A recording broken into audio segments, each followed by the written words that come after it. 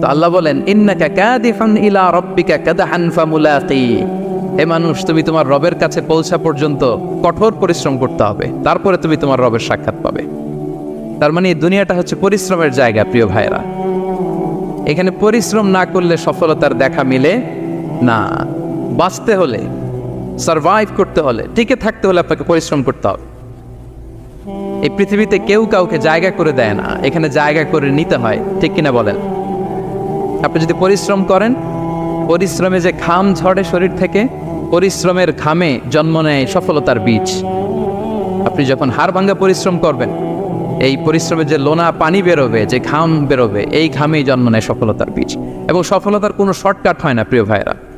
অনেকে অল্পতে সফল হতে চায়, শর্টকাট খুঁজে, আসে না নাই? না, সফলতার জন্য আপনাকে লং কাটে যেতে হবে। ওখানে কোনো লিফট থাকে না, সিঁড়ি বেয়ে উঠতে হয়। অনেকে চায় যে সফলতার লিফটে উঠবো, সুইচ চাপবো, সাকসেসফুল ইন লাইফ। না, এত সহজ না, আপনাকে সিঁড়ি বেয়ে উঠতে হবে। তাহলে পরিশ্রমের কোনো বিকল্প নেই। এই দুনিয়াটা হচ্ছে পরিশ্রমের জায়গা, সংগ্রামের জায়গা। আপনি সফল হতে হলে আপনাকে পরিশ্রম করতে হবে, করতেই হবে। আর পরিশ্রমে কোনো লজ্জা নেই।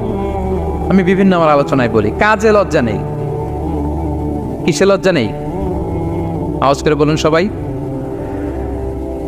কাজে লজ্জা নেই। লজ্জা হচ্ছে অলসতায়, লজ্জা হচ্ছে হাত পাতায়, লজ্জা হচ্ছে অকর্মণ্যতায়। কাজে লজ্জা আছে? লজ্জা কিসে বলেন সবাই? লজ্জা হচ্ছে অলসতায়, অকর্মণ্যতায়। যারা কাজ না করে ফুটানি মারে, ওইটাতে লজ্জা। অনেকে আছে ফুটানি মারে, আছে না নাই? কাজ করে না, সব ফুটানি, এই ফুটানিতে লজ্জা।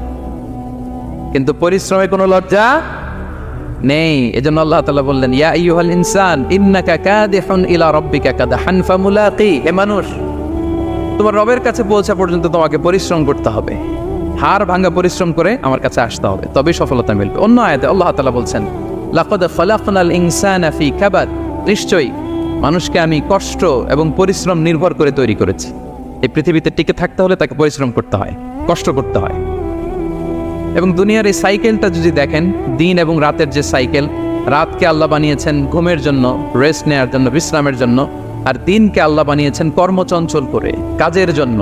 দিনের মধ্যে কর্মস্পৃহা আছে। আল্লাহ তাআলা সূরা নাবাতে বলছেন, ওয়াজআলনান নাহারা মাআশা, আমি দিনকে বানিয়েছি কর্মচঞ্চল। দিনে আপনি কাজ করবেন, হাড় ভাঙা পরিশ্রম করবেন, তবেই সফলতা ধরা দিবে, ঠিক কিনা বলেন? তাহলে প্রথমে আমরা জানলাম এই পৃথিবীতে পরিশ্রম করতেই হবে, পরিশ্রমের কোনো বিকল্প নেই। সফল হতে চাইলে কি করতে হবে? আওয়াজ করে বলবেন, কি করতে হবে? এবং ইসলাম এই পরিশ্রমকে উৎসাহিত করে, পরিশ্রমের মাধ্যমে যে ইনকাম, এটাকে উৎসাহিত করে। বিষ্ণু ঈসা ইসলাম বলেন, মা আকালা আহাদুন তাআমান কাত্তু খায়রান আইয়াকুলা মিন আমালি ইয়াদাই, মানুষ পরিশ্রম করে তার দুই হাত দিয়ে উপার্জন করে যে জীবিকা নির্বাহ করে, এর চেয়ে শ্রেষ্ঠ জীবিকা পৃথিবীতে আর নেই। আল্লাহু আকবার। আপনারা যারা কষ্ট করে ঘাম ঝরিয়ে উপার্জন করেন, এই পৃথিবীতে এর চেয়ে শ্রেষ্ঠ উপার্জন আর হতে পারে? পরিশ্রম করে ঘাম ঝরিয়ে আপনি যে রিজিক এর বন্দোবস্ত আপনার হয়, এই খাবারের চেয়ে শ্রেষ্ঠ খাবার পৃথিবীতে হতে পারে? এরপর বিষ্ণু ঈসা ইসলাম বললেন, ওয়া ইন্না নাবিয়াল্লাহি দাউদ আলাইহিস সালাম কানা ইয়াকুলু মিন আমালি ইয়াদি, আল্লাহর নবী দাউদ আলাইহিস সালাম তিনি নিজ হাতের উপার্জন থেকে খেতেন। সুবহানাল্লাহি বিহামদি। তিনি আর্মার বানাতেন, যুদ্ধাস্ত্র। তিনি বর্ম বানাতেন, নিজ হাতে বর্ম বানিয়ে, যুদ্ধাস্ত্র বানিয়ে বিক্রি করে সেটা দিয়ে জীবিকা নির্বাহ করতেন। আল্লাহু আকবার। তাহলে পরিশ্রমের কোনো বিকল্প নেই। শ্রমের মাধ্যমে যে উপার্জন, এটা শ্রেষ্ঠ উপার্জন। তাই শ্রমজীবী যারা আছেন, মনক্ষুণ্ণ হবেন না, মন ছোট করবেন না। You are the super hero, you are the super hero, you are the remittance fighter of our country. এজন্য রাস্তা দিয়ে যখন হাঁটবেন, বুক ফুলিয়ে হাঁটবেন, আর বস্তা ভরে টাকা নিয়ে দেশে ফিরবেন, ঠিক কিনা বলেন? বুক ফুলিয়ে হাঁটতে হবে। এজন্য আমি আমার প্রিয় মাতৃভূমি বাংলাদেশের গভর্নমেন্টকে অনুরোধ করবো, আমাদের শ্রমজীবী ভাইদের যাতে সুবিধা হয়, এই ব্যবস্থা আপনাদের করতে হবে। বিনীত অনুরোধ রাখবো। শ্রম মন্ত্রণালয়ে যারা দায়িত্বে আছেন, স্পেশালি তাদেরকে রিকোয়েস্ট করবো, আমাদের শ্রমজীবী ভাইদের যেন কোনো কষ্ট না হয়, কারণ তাদের পাঠানো রেমিটেন্সে সচল থাকে আমার দেশের অর্থনীতির চাকা। তারা ভালো থাকলে ভালো থাকবে বাংলাদেশ। ভেরি সিম্পল, ঠিক কিনা বলেন? আমার যে ভাইটা পরিচ্ছন্নতা কর্মী, রাস্তা ক্লিন করে, এয়ারপোর্টে ওয়াশরুম ক্লিন করে, একজন পরিচ্ছন্নতা কর্মী, তারও 20 থেকে 30,000 টাকা বাংলাদেশে ঢুকে প্রতি মাসে। আপনি চিন্তা করতে পারেন? হ্যাঁ, 6টা মাস যদি রেমিটেন্স বন্ধ হয়, শ্রীলঙ্কার চেয়েও খারাপ অবস্থায় বাংলাদেশে চলে যাবে। Just only 6 months. ভয়ঙ্কর অবস্থা হবে বাংলাদেশে। এটা আল্লাহর পক্ষ থেকে একটা স্পেশাল রাহমা, মার্সি অ্যান্ড ব্লেসিংস, যা আমাদের রিজিকের তাগিদায় সারা বিশ্বে যে কাজ করতে হয়, আমরা কাজ করি আর দেশে টাকা পাঠাই, আর সচল থাকে আমার দেশের অর্থনীতির চাকা। আলহামদুলিল্লাহ পড়েন।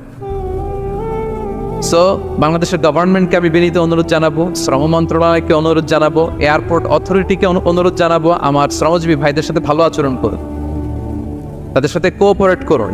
বিশেষ করে যতগুলো দূতাবাস আছে সারা বিশ্বে, বাংলাদেশের যে মিশনগুলো, দূতাবাসগুলো, আমার শ্রমজীবী ভাইদের যে কোনো কাজকে অগ্রাধিকার ভিত্তিতে আপনারা সার্ভিস দিন।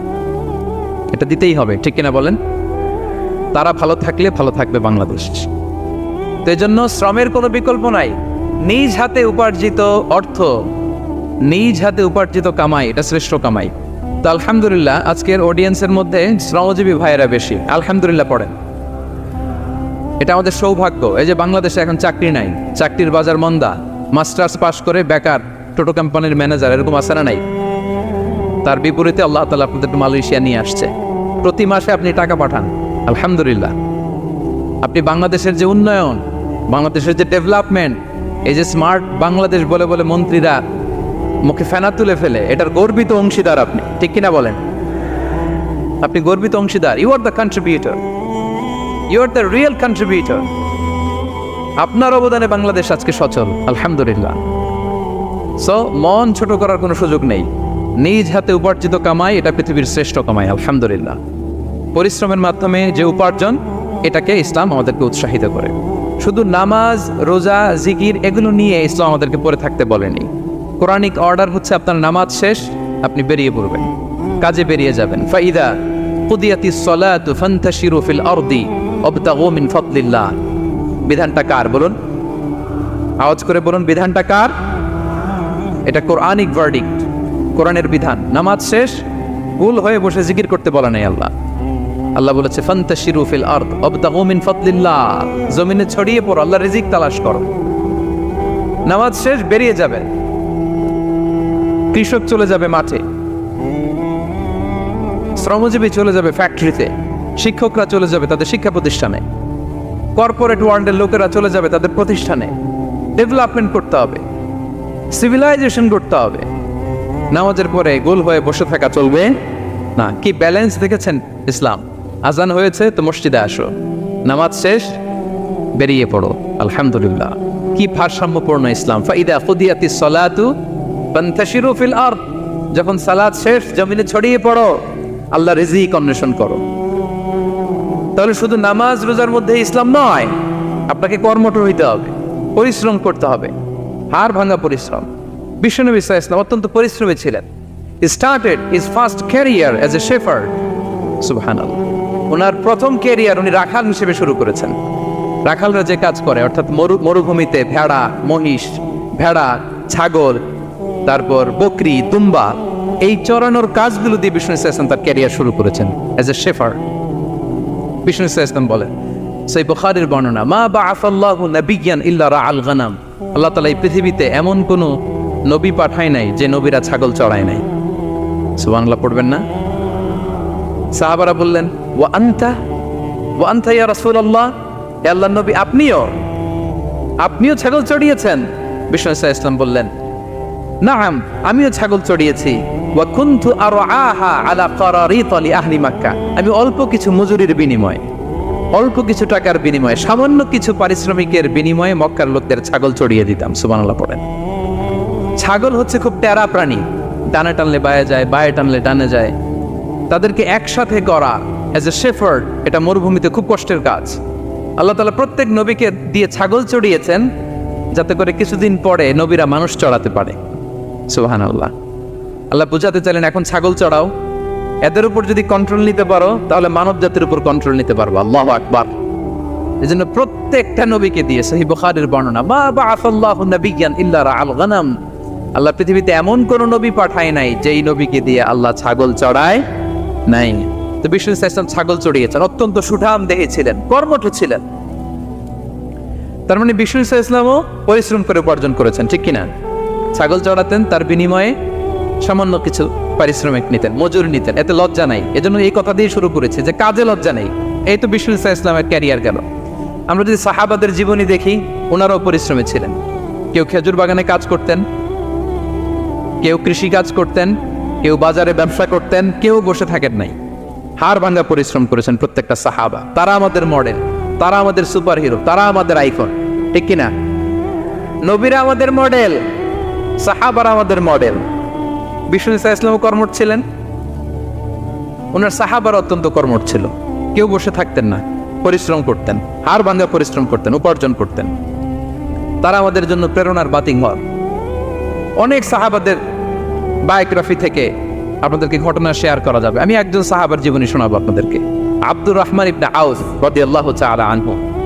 10 জন জান্নাতের, দুনিয়াতে বসে যে 10 জন সাহাবা জান্নাতের সুসংবাদ পেয়েছেন, তাদের মধ্যে একজন, আলহামদুলিল্লাহ বলেন।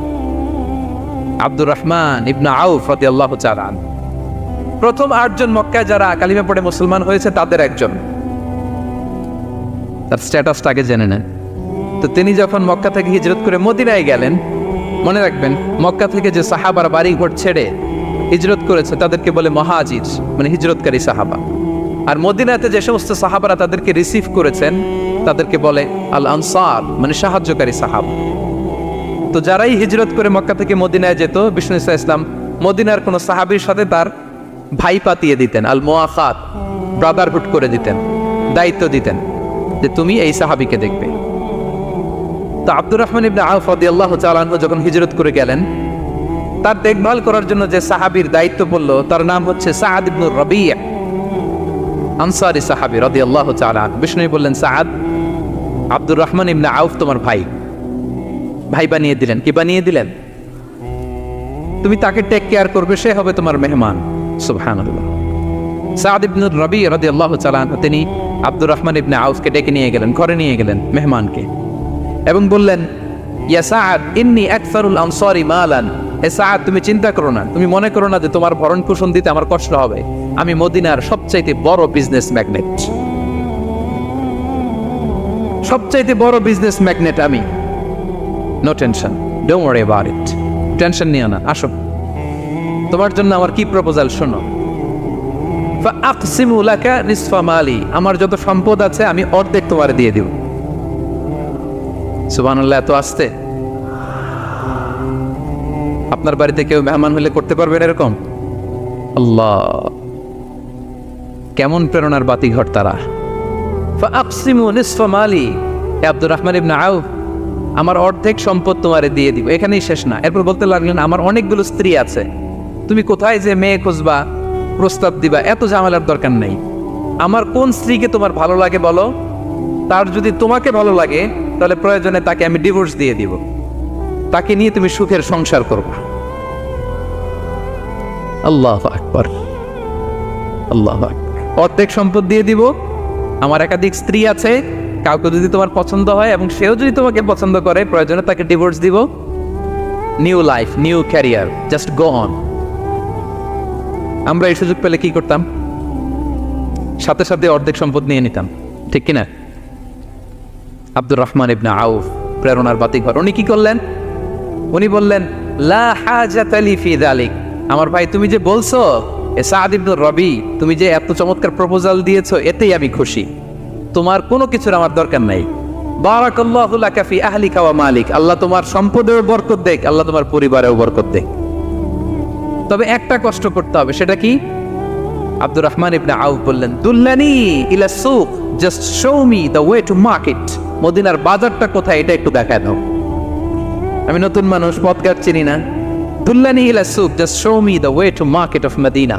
মদিনার বাজারটা কোন রাস্তা একটু দেখায় দাও। আল্লাহু আকবার। সাআদ ইবনে রাবি বললেন, এই তো মদিনার বাজার। উনি যে কিছু ঘি কিনলেন, পনির কিনলেন, কিনে বিক্রি করলেন, প্রফিট করলেন। ওই প্রফিট দিয়ে আরো বেশি করে কিনলেন, আবার বিক্রি করলেন, প্রফিট, আবার বিক্রি করলেন, প্রফিট। এই কেনা বেচা করতে করতে 1-2 মাসের মধ্যে উনি মদিনার one of the biggest business magnate হয়ে গেলেন। আল্লাহু আকবার। কি হাড় ভাঙা পরিশ্রমই না তারা করেছেন। একেবারে রেডি ক্যারিয়ার ছিল। গেলাম, সবচেয়ে বড় বিজনেসম্যানের অর্ধেক সম্পত্তি পেয়ে গেলাম। He didn't accept the ready career. Rather, he made his own path with his own endeavor. নিজের চেষ্টায়, নিজের পরিশ্রমে, নিজের ঘাম ঝরিয়ে নিজের ক্যারিয়ার তৈরি করেছেন। চিল্লায় বলেন ঠিক কিনা? This is the biography of Abdul Rahman ibn Auf radiyallahu ta'ala anhu.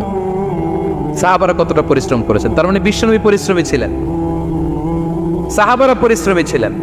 এবং বিষ্ণু ইসা ইসলাম পরিশ্রম করতে বলতেন সবাইকে, হাত পাততে নিষেধ করতেন, কারণ দারিদ্রতা বড্ড ভয়ঙ্কর। দারিদ্রতা যার আসে সে বোঝে। বাংলা একটা কথা আছে, অভাব যখন দরজায় এসে দাঁড়ায়, ভালোবাসা তখন। হ্যাঁ, সবার মুখস্থ দেখছেন?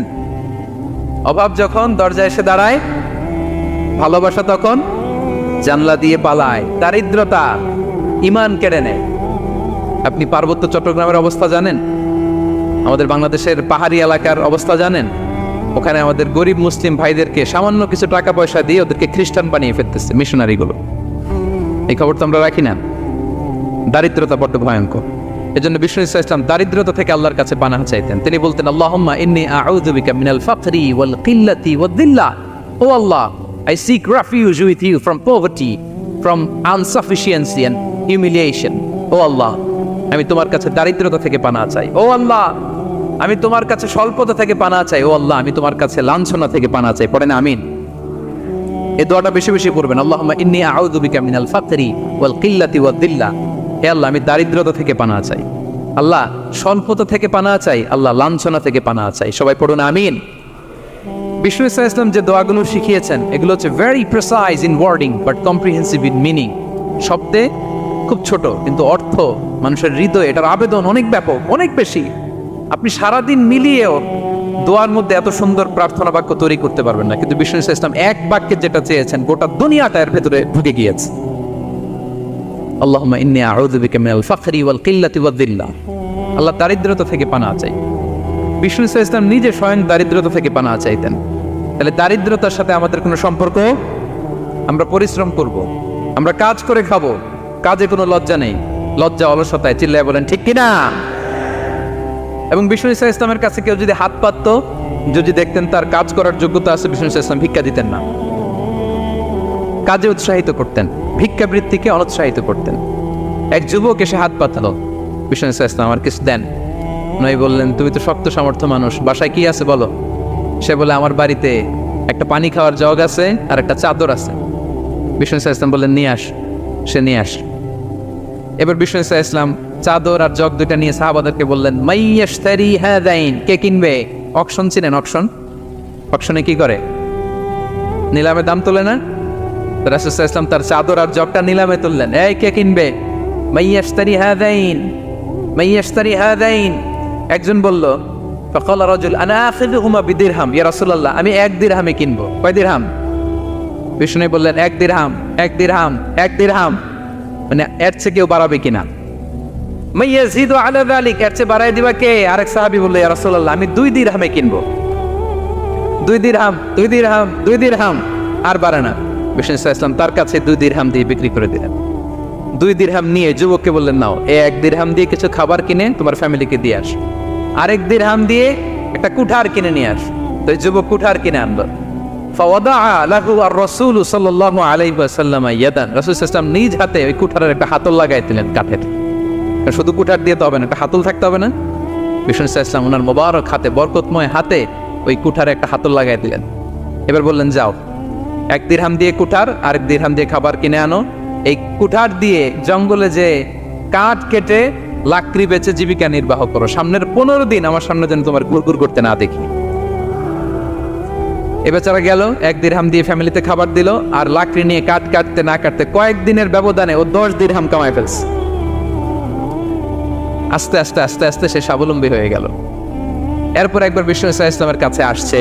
বিষ্ণু ইসলাম তারে বলে, মানুষের কাছে হাত পাতার চেয়ে, দুয়ারে দুয়ারে ভিক্ষা করার চেয়ে তোমার মতো এরকম কাঠ কেটে, জঙ্গলে কাঠ কেটে বাজারে বিক্রি করা অনেক ভালো। আল্লাহু আকবার। এই হচ্ছে বিষ্ণু ইসলামের ক্যারেক্টারিস্টিক্স। তিনি ভিক্ষাবৃত্তিকে অনুৎসাহিত করতেন। এই যে গল্পটা, what is the moral of the story? কি শিখলাম? 1 নম্বর যেটা শিখলাম, তিনি কাজ করে খেতে উৎসাহিত করেছেন। চাইলেই বিষ্ণু ইসলাম ওই দুইটা জিনিস বিক্রি করে 2 দিরহাম দিয়ে বলতে পারতেন, যাও 2 দিরহাম দিয়ে খাবার কেনো। ওই বেলা খেয়ে রাতের বেলা আরেক দুয়ারে যে ভিক্ষা করতো, ঠিক কিনা বলেন? কথা বুঝতেছেন? 2 দিরহাম দিয়ে যদি খাবার কিনতো তো দুপুরে খেয়ে রাতে কি করতো? আবার হাত পাততো। সেটা করে নাই, কাজ করে খেতে উৎসাহিত করেছেন এবং স্থায়ী সমাধান করে দিয়েছেন। কারণ কাজই, কাজে কোনো ছোট বড় নাই। আছে? কাজে কোনো ছোট বড় আছে না। তাহলে ইসলাম আমাদেরকে পরিশ্রমী হতে শেখায়, কর্মমুখী হতে শেখায়। ইসলাম কতটা কর্মমুখী ধর্ম দেখেন। বিষ্ণু ইসলাম বলেন, ইন কামাতিস সাআ ওয়া ফি ইয়াদি আহাদিকুম ফাসিলা। কেউ যদি দেখে কিয়ামত হয়ে যাচ্ছে, কি হয়ে যাচ্ছে? সবাই বলুন। কেউ যদি দেখে কিয়ামত হয়ে যাচ্ছে আর তার হাতে একটা চারা বীজ আছে, গাছের চারা। কি আছে? গাছের চারা। সে গাছের চারা রোপণ করতে গেছিল, ওদিকে যায় দেখে কিয়ামত শুরু হয়ে গেছে। বিষ্ণু বলেন, ফাইন ইসতাতাআ আন লা তাকুমা হাত্তা ইয়াগরিসাহা ফালইয়াগরিসহা। সে যদি পারে কিয়ামত হওয়ার আগেই ওটা রোপণ করে দিতে, সেজন্য তাড়াতাড়ি করে রোপণ করে দেয়। আল্লাহু আকবার। ইসলাম কতটা কর্মমুখী ধর্ম। কিয়ামত শুরু হয়েছে, বিষ্ণু বলেন তার উপর কিয়ামত আসার আগে সে যদি চান্স পায় চারা বীজটা যেন রোপণ করে দেয়। আর আমরা এখন আখিরুজ্জামান, দাজ্জাল আসবে, কিয়ামত হয়ে যাবে, 2025 সালেই হবে, এগুলো বলে কাজকর্ম সব বন্ধ করে দিচ্ছে। এরকম ডাকাইতে আছে না নাই? হ্যাঁ বলেন, আছে না নাই? তা আখিরুজ্জামান কি আপনারা এটা শিখায়, এই লেসন শিখায়? আখিরুজ্জামান আসবে, দাজ্জাল আসবে, তো আপনার সমস্যা কি? দাজ্জাল আসবে দেখেই তো আপনাকে বিজনেস করে এমন টাকা কামাইতে হবে যাতে করে দাজ্জাল আসলে আমি আমার অর্থ দিয়ে মুজাহিদিন ভাইদেরকে সহায়তা করতে পারি।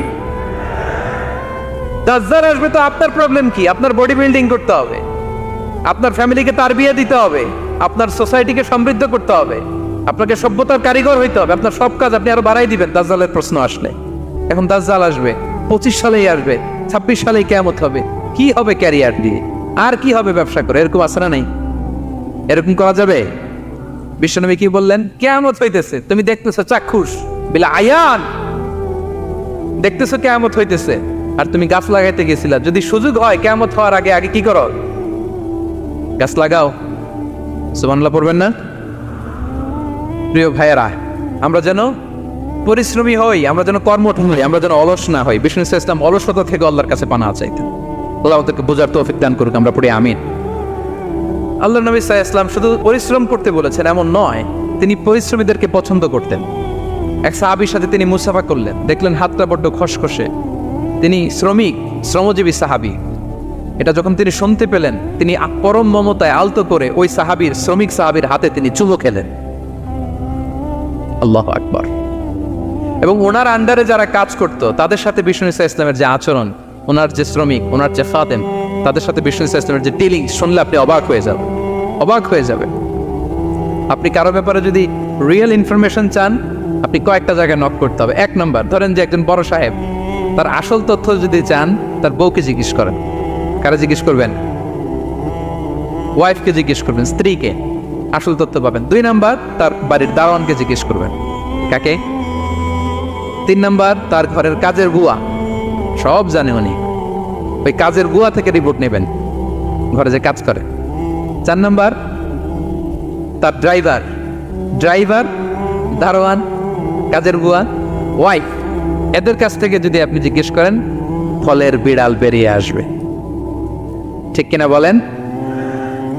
তা আসেন বিষ্ণু ইসলামের যে খাদেম, কর্মচারী, তারা একটু জিজ্ঞেস করে বিষ্ণু ইসলামের আচরণ কেমন ছিল। বিষ্ণু ইসলামের খাদেমের নাম হচ্ছে আনাস রাদিয়াল্লাহু আনহু। আলহামদুলিল্লাহ, খাদিমুর রাসূলিল্লাহ, বিষ্ণু ইসলামের খাদেম। আসেন ওনাকে জিজ্ঞেস করি যে বিষ্ণু ইসলামের আচরণ কেমন ছিল। আনাস রাদিয়াল্লাহু তাআলা আনহু বলেন, খাদিমতুন নবিয়্যা 10 সিনিন, আমি বিষ্ণু ইসলামের 10 বছর খেদমত করেছি। 1-2 বছর না, 10 বছর বিষ্ণু ইসলামের খেদমতে আমি নিয়োজিত ছিলাম। ফামা ক্বালা লি লিমা সানা'তা ওয়ালা লিমা লা সানা'তা, 10 বছরের মধ্যে একদিনও কখনো বলে না, এ আনাস এটা কেন করলা, এই আনাস এমনটা কেন হলো, এটা কেন করলা না, একদিনের জন্য বলে নাই। কেন এটা করছো, কেন এটা করো নাই, এরকম কোনো প্রশ্ন আমাকে কোনোদিন করে নাই। সুবহানাল্লাহ। আনাস রাদিয়াল্লাহু তাআলা কি ভুল করেন নাই? করছেন। ছোট মানুষ তো, একেবারে ছোট বাচ্চা ছিলেন। ওনার আম্মা যখন আনাস রাদিয়াল্লাহু তাআলাকে নিয়ে আসছে, বিষ্ণু ইসলাম মক্কা থেকে হিজরত করে মদিনায় আসলেন, সবাই বিশ্বনবীকে ঘিরে ধরলো। সবাই বিশ্বনবীকে সালাম দেয়, মুসাফা করে, হাদিয়া দেয়। আনাসের মা চোখের পানি ছাড়ে, বিশ্বনবীর কাছে লজ্জায় এসে বলে, ইয়া রাসূলুল্লাহ, সবাই আপনাকে উপহার দেয়, সবাই আপনাকে হাদিয়া দেয়, আমি আপনারে কি হাদিয়া দেব? হাদিয়া দেওয়ার মতো কিছু নাই আমার এই কলিজার টুকরা আনাস ছাড়া। আমি আনাসকেই আপনারে হাদিয়া দিয়ে দিলাম। ইয়াখদুমুকা ইয়া রাসূলুল্লাহ, এ নবী, আনাস আপনার খেদমত করবে, আপনার ওযুর পানি এনে দিবে, আপনার মেসওয়াকটা এনে দিবে, আপনার জুব্বাটা এনে দিবে। আমি আমার কলিজার টুকরা, আমার নাড় ছেঁড়া ধন আনাসকেই আপনারে উপহার দিয়ে দিলাম। আনাস রাদিয়াল্লাহু তাআলা বিষ্ণু সাল্লাল্লাহু আলাইহি ওয়াসাল্লামের সাথে থাকতেন, ওযুর পানি এনে দিতেন, জামা এনে দিতেন। বিষ্ণু বললেন, আনাস, আমার ওই জুব্বাটা নিয়ে আসো। ছোট্ট আনাস জুব্বা আনতে যে মদিনার বাচ্চারা খেলতেছে, আমাদের দেশে যে খেলে, কুতকুত খেলে, চারা খেলে, এইটা খেলে, সেইটা খেলে, ওই খেলাধুলা দেখে নবীর জামা আনার কথা উনি ভুলে গেলেন। বাচ্চাদের সাথে দাঁড়িয়ে খেলা দেখতে আরম্ভ করলেন। এখন সময় গড়িয়ে অনেক হয়ে গেল, আনাসও আসে না, জুব্বাও আসে না। ঘটনা কি? বিষ্ণু সাল্লাল্লাহু আলাইহি ওয়াসাল্লাম বললেন, যাই, নিজের জামা নিজে নিয়ে আসি। তো বের হলেন, যে দেখে সর্বনাশ, আনাসকে পাঠাইছি জুব্বা আনতে, আনাস দেখি এদিকে খেলার মধ্যে মগ্ন হয়ে আছে। বিষ্ণু সাল্লাল্লাহু আলাইহি ওয়াসাল্লাম কিছুই বললেন না, চুপ করে যে উনিও আনাসের পিছনে এভাবে দাঁড়িয়ে রইলেন, কিছুই বলে না। তো আনাস খেলা একবার এদিকে দেখে, একবার ওদিকে দেখে, একবার এদিকে ঘুরতে ঘুরতে হঠাৎ দেখে পিছনে কে? স্বয়ং বিশ্বনবী। আল্লাহ, বিশ্বনবীর দেখে তো আনাস রাদিয়াল্লাহু তাআলার কলিজাটা এখানে চলে আসছে ভয়। হায় হায়, আজকে খবর আছে। হায় হায়, আমার না জুব্বা আনতে বলছিল, আমি কি কাজ করলাম? ভয়ে আটকে উঠছে। বিষ্ণু ইসলাম ধমক দেয় নাই, পেট্টি দেয় নাই, কিছু করে নাই, শুধু একটা মুচকি হাসি দিয়েছে। আনাস রাদিয়াল্লাহু তাআলা আনহু বলে, বিশ্বনবীর সেই দিনের মুচকি হাসির শাসন মৃত্যুর আগ পর্যন্ত আমাকে সোজা রাস্তায় রেখেছে, আর ডানে বায়ে করি নাই কোনোদিন। তার মানে শাসন করতে জানলে বেত মারা লাগে না, শাসন করতে জানলে গায়ে হাত তোলা লাগে না, শাসন করতে জানলে মুচকি হাসি দিয়েও শাসন করা যায়, ঠিক কিনা বলেন? বিশ্বনবীর মুচকি হাসির শাসন আনাস রাদিয়াল্লাহু তাআলা আনহুকে আজীবন সোজা রাস্তা রেখেছে। তাহলে শ্রমজীবীদেরকে বিষ্ণু সাল্লাল্লাহু আলাইহি ওয়াসাল্লাম কতটা সম্মান করতেন, শ্রদ্ধা করতেন, ভালোবাসতেন, বুঝতে পারছেন সবাই? প্রিয় ভাইয়েরা, লেবার রাইটস ইন ইসলাম, ইসলামের শ্রমিকের অধিকার। শ্রমিকদেরকে ইসলাম কমপক্ষে 7টা অধিকার দিয়েছে। কয়টা? 1 নাম্বার, ইসলাম একজন শ্রমিককে প্রথম যে অধিকারটা দিয়েছে সেটা হচ্ছে কাজ শেষে, শ্রম শেষে তার পারিশ্রমিকের অধিকার, মজুরি পাওয়ার অধিকার, কাজ শেষে বেতন পাওয়ার অধিকার। কাজ করেছেন তো আপনি বেতন পাবেন, এটা আপনার অধিকার। বেতন বা পারিশ্রমিক এটা একটা কর্মজীবীর অধিকার। আপনার কোম্পানির মালিক যে আপনার বেতন দেয়, এটা কি দয়া করে? করুণা। তো এটা যদি করুণা হয়, সে যে আপনার কাজ করে দেয়, এটাও তো করুণা, এটা তো আর বড় করুণা। কি বলেন? আপনি যে স্যালারি পে করেন, এটা যদি করুণা হয়, সে যে পরিশ্রম করে, সে তো আর বড় করুণা করে আপনারে, তার কারণে তো আপনার কোম্পানি টিকে আছে, ঠিক কিনা বলেন? তাহলে এটা করুণা নয়, এটা শ্রমিকের অধিকার। এবং বিষ্ণু ঈসা ইসলামের সেই ঐতিহাসিক বাণী, তিনি বলেছেন, আতুল আজীর আজরাহু ক্বাবলা আন ইয়াজিফা আরাফু, ঘাম শুকিয়ে যাওয়ার আগে শ্রমিককে তার পারিশ্রমিক বুঝিয়ে দাও। সুবহানাল্লাহ, বিশ্বনবীর ঐতিহাসিক বাণী। এখন জাতিসংঘ আমাদেরকে শিখায় যে শ্রমিকের মজুরি দিতে হবে, অন টাইমে দিতে হবে, স্যালারি দিতে হবে, এই করতে হবে, সেই করতে হবে। মানবাধিকারের কর্মীরা আমাদেরকে শিখায়, তারা শিখানোর 1500 বছর আগে বিষ্ণু ঈসা ইসলামের ঐতিহাসিক বাণী, তিনি বলেছেন, আতুল আজীরা আজরাহু ক্বাবলা আন ইয়াজিফা আরাফু, শ্রমিকের ঘাম শুকাবার আগে তার মজুরি পেমেন্ট করে দাও। সুবহানাল্লাহ। ঘাম শুকিয়ে যাওয়ার আগে মানে অন টাইম, দ্রুততম সময়ে শ্রমিককে তার মজুরি দিয়ে দাও, তার বেতন দিয়ে দাও। যারা শ্রমিককে তার পারিশ্রমিক অন টাইমে দেয় না, স্যালারি অন টাইমে পে করে না, টালবাহানা করে, গরিমসি করে, তাদের ব্যাপারে বিষ্ণু ঈসা ইসলাম কি বলেন? বিষ্ণুই বলেন, 3 শ্রেণীর ব্যক্তি, সালাসাতুন আনা খাসমুহুম ইয়াউমাল কিয়ামা, 3 শ্রেণীর ব্যক্তির বিরুদ্ধে আমি বিশ্বনবী কিয়ামতের দিন আল্লাহর কাঠগড়ায় মামলা দায়ের করব। আমি বিশ্বনবী 3 শ্রেণীর ব্যক্তির বিরুদ্ধে আমি বিশ্বনবী আল্লাহর সুপ্রিম কোর্টের কাঠগড়ায় মামলা দায়ের করব। এর মধ্যে 1 শ্রেণীর ব্যক্তি হচ্ছে রাজুলুন ইস্তাআজারা আজিরান ফাস্তাওফা মিনহু ওয়া লাম ইউতিহি আজরা, কোন ব্যক্তি যে শ্রমিক নিয়োগ দেওয়ার পরে তার কাছ থেকে কাজ বুঝিয়ে নিয়েছে কিন্তু তাকে তার প্রাপ্য বুঝিয়ে দেয়নি। এরকম ডাকাত আমাদের সমাজে আছে না নাই? কাজ ঠিকই বুঝে নিচ্ছে কিন্তু তার প্রাপ্যটা বুঝিয়ে দেয়। বিষ্ণু বলেন, তার বিরুদ্ধে আমি মামলা দায়ের করব। প্রিয় ভাইরা, বুঝে থাকলে উত্তর দেন। বিশ্বনবী যার বিরুদ্ধে মামলা দায়ের করবে তার জান্নাত তো একেবারে ডাইরেক্ট, তাই না? হ্যাঁ, সুন্দর বলছে একজন, তার কোনো জামিন নাই, ঠিক কিনা বলেন? বিশ্বনবী যার বিরুদ্ধে মামলা দায়ের করেছে তার জান্নাতে যাওয়া তো দূর কি বাত, সে জান্নাতের ঘ্রাণও তার নাকে ঢুকবে না, চিল্লায় বলেন ঠিক কিনা? এজন্য খবরদার, শ্রমিককে তার শ্রম নেয়ার পরে তার পারিশ্রমিক দিয়ে দেন, তার ঘাম শুকিয়ে যাওয়ার আগে, মানে অন টাইম। এটা নিয়ে কোনো টাল বাহানা করা যাবে, তাহলে বিশ্বনবী তার বিরুদ্ধে মামলা দায়ের করবে। তার মানে 1 নম্বর অধিকার বুঝে পেয়েছেন? আপনি যে কাজ করেন, কাজের বিনিময়ে যে পারিশ্রমিক পান, যে স্যালারি পান, এটা আপনার অধিকার। এটা করুণা নয়, এটা অনুকম্প নয়, এটা কোনো দয়া নয়, ইটস ইউর রাইট। এটা আপনার অধিকার। আওয়াজ করে বলুন তো, গলা ফুলিয়ে, এটা আপনার কি? 2 নম্বর, একটা শ্রমিককে ইসলাম যে অধিকার দেয় সেটা হচ্ছে চুক্তি মাফিক সকল সুযোগ সুবিধা প্রাপ্তির অধিকার। অর্থাৎ একজন এমপ্লয়ার যখন তার এমপ্লয়িকে নিয়োগ করে, একটা এমপ্লয়মেন্ট কন্ট্রাক্ট থাকে না? এমপ্লয়মেন্ট কন্ট্রাক্ট বুঝেন তো?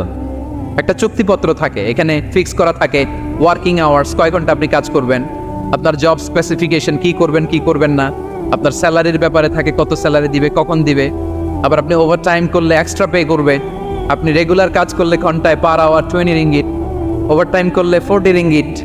তারপর আপনি কখন ব্রেক নেবেন, একটা ব্রেক থাকে না যে এই টাইমে একটা ব্রেক দিতে হবে, এগুলো মিউচুয়াল আন্ডারস্ট্যান্ডিংয়ে এমপ্লয়মেন্ট কন্ট্রাক্টে থাকে। আপনি হলিডে কখন করবেন, ছুটি থাকতে হবে।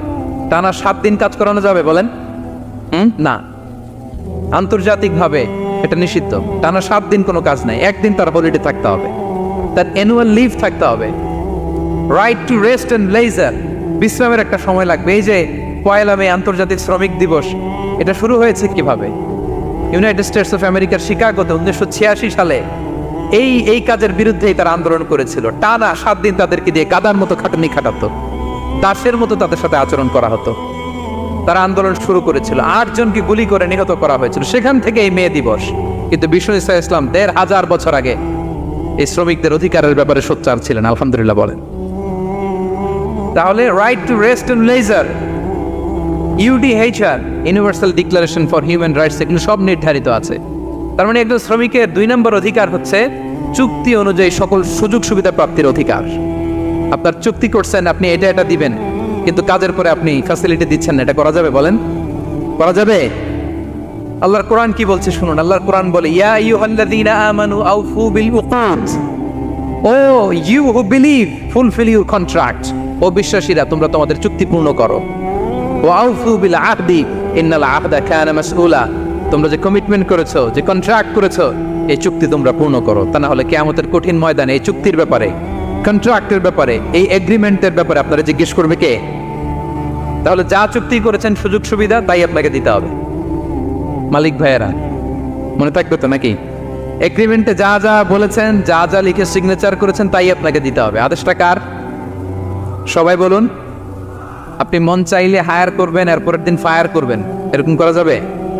হ্যাঁ, চাইলে হায়ার ফায়ার, মন যা চায় তা করবেন, এটা করা চলবে না। তাহলে 2টা অধিকার গেল। 3 নম্বর, একজন শ্রমিককে ইসলাম যে অধিকার দিয়েছে সেটা হচ্ছে সুন্দর আচরণ পাবার অধিকার। তিনি আপনার ফ্যাক্টরির ওয়ার্কার, আপনার স্টাফ, এজন্য যা মনে চায় তা আচরণ করবেন, দাসের মতো আচরণ করবেন। এটা করা যাবে? আওয়াজ করে বলেন, করা যাবে? বিশ্ব ইসলাম ইন্তেকালের আগে পুরা উম্মাকে 2টা বিষয় ওসিয়ত করেছেন। আওয়াজ করে বলুন তো কয়টা? 1 নম্বর হচ্ছে নামাজ। 1 নম্বর কি? আসসালাত। আসসালাত, রুহু বের হওয়ার আগে, ইন্তেকালের আগে বিষ্ণু বলেন আসসালাত, সালাত, নামাজ, নামাজ। উম্মতেরা নামাজের ব্যাপারে সতর্ক হও। 2 নম্বর তিনি বলেছেন ওয়ামা মালাকাত আইমানুকুম, তোমাদের অধীনস্থ যারা আছে তাদের ব্যাপারে সচেষ্ট হও, তাদের প্রতি সদয় হও, তাদের সাথে খারাপ আচরণ করো না। এটা কখন বলছেন? জুমার খুতবার সময়, সাহাবীদের সাথে গল্প করার সময়, বিবিদের সাথে আলোচনার সময়। কখন? Just right before his death. এখনই রুহু বেরোবে, ইন্তেকালের আগে তিনি বলেছেন উম্মতেরা আসসালাত, নামাজ, উম্মতেরা ওমা মালাকাত আইমানুকুম, তোমাদের কর্মচারীদের সাথে খারাপ আচরণ করো না। তাহলে 3 নম্বর হচ্ছে শ্রমিকদের সুন্দর আচরণ পাবার অধিকার, তাদের সাথে খারাপ আচরণ করা যাবে না। বিশ্ব ইসলাম শ্রমিকদের রাইটস, অধিকারের ব্যাপারে এতটা সোচ্চার ছিলেন, বিদায় হজের মতো, বিদায় হজের যে বাণী, যে ভাষণে, ঐতিহাসিক ভাষণেও বাদ যায়নি শ্রমজীবীদের কথা। সুবহানাল্লাহ পড়েন। বিদায় হজের ভাষণে বিষ্ণু বলেছেন, আরে কাকুন, আরে কাকুন আতইমুহুম মিম্মা তাকুলুন ওয়াকসুহুম মিম্মা তালবাসুন, খবরদার ও আমার উম্মতেরা, এই ভাষণের পরে আর বড় কোনো ভাষণ আমার পক্ষ থেকে তোমরা পাবে না। তোমাদের কর্মজীবী, তোমাদের শ্রমিক, তোমাদের ওয়ার্কার, তোমাদের স্টাফদের ব্যাপারে সাবধান থাকো। তোমরা যা খাবে তাদেরও তা খাওয়াবে, তোমরা যা পড়বে তাদেরও তা পড়তে দিবে, তাদের প্রতি তোমরা সদয় হবে। বিদায় হজের বাণী তো বিষ্ণু ইসলাম আপনাদের কথা বলে নাই, আলহামদুলিল্লাহ পড়েন। কি রহমতের নবী ছিলেন, কি মায়ার নবী ছিলেন, শ্রমজীবীদের কি বিষ্ণু ইসলাম এতটা ভালোবাসতেন। তাহলে 3 নম্বর যে অধিকার ইসলাম একজন শ্রমিককে দেয় সেটা হচ্ছে সুন্দর আচরণ পাওয়ার অধিকার। দেখবেন যে মালিক বা যে এমপ্লয়ার ভালো আচরণ করে সব শ্রমিককে তাকে ভালোবাসে, তার জন্য দোয়া করে। আপনি মালিক হয়ে অসুস্থ, দেখবেন আপনার ওয়ার্কারগুলো জায়নামাজ বিছিয়ে সেজদায় পরে আপনার জন্য কাঁদে, এরকম আছে না নাই? মালিক হলে তো এরকম মালিক হইতে হবে, এমপ্লয়ার হলে তো এরকম হওয়া চাই, ঠিক কিনা বলেন? তাহলে আমরা শ্রমজীবীদের সাথে ভালো আচরণ করব, পারা যাবে তো ইনশাআল্লাহ? ইনশাআল্লাহ। 4 নাম্বার, কর্মক্ষেত্রে নিরাপত্তার অধিকার। শ্রমজীবী ভাইদের যে ওয়ার্ক প্লেস আছে সেখানে তাদের নিরাপত্তা থাকতে হবে, সেফটি মেজারমেন্ট থাকতে হবে।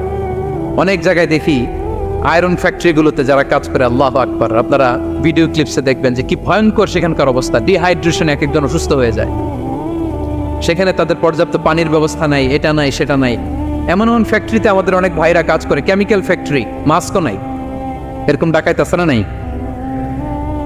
কেমিক্যাল ফ্যাক্টরিতে যারা কাজ করবে এদেরকে মাস্ক দিতে হবে, এদেরকে হ্যান্ড গ্লাভস দিতে হবে। নির্মাণ শ্রমিক যারা আছে তাদেরকে হেলমেট দিতে হবে। প্রত্যেকটা ফ্যাক্টরিতে ফায়ার এক্সটিংগুইশার লাগবে, আগুন লাগলে অগ্নি নির্বাপক যে যন্ত্র, এগুলোর দরকার আছে না নাই বলেন?